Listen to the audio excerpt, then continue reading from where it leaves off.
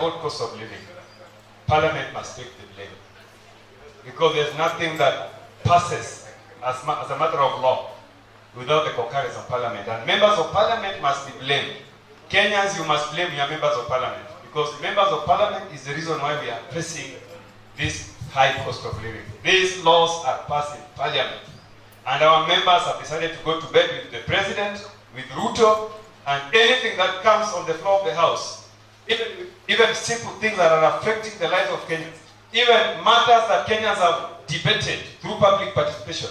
And they have said, this one we do not want.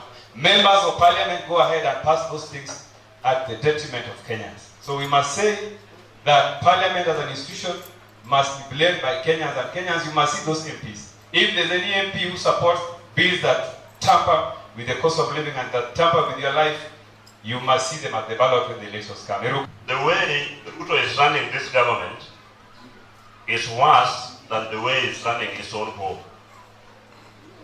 Because as structure of a home, there are some things that you need to consult your wife and your children. But Ruto is running this country worse than running a small committee before. We cannot wake up in the morning and the first headline is that this tax is being raised without knowing where this money is going. Even if we talk about this issue of affordable housing, this thing was null and void in our courts. But he's still stretching. When he was in Kisii recently, he was stretching that whoever took this matter to court, he will deal with him, or he will deal with them. I don't know a country where. I remember recently when we have BBI went to court and they nullified it. And Baba and President Uhuru, they said, yes, we cannot go against what the court has ruled. But this matter has been ruled by the court. That is not constitutional.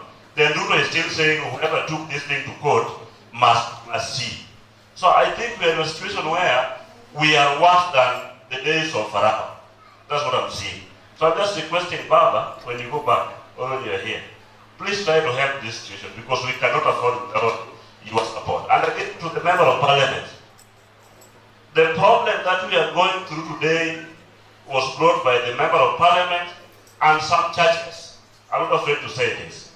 When Baba was telling us not to take money from Ruto and to take vehicles from Ruto, our bishops were running and taking vehicles without knowing where this money comes from. This money was the money which was stolen and dealt then. Now the common wananchi, money yako golo pesa.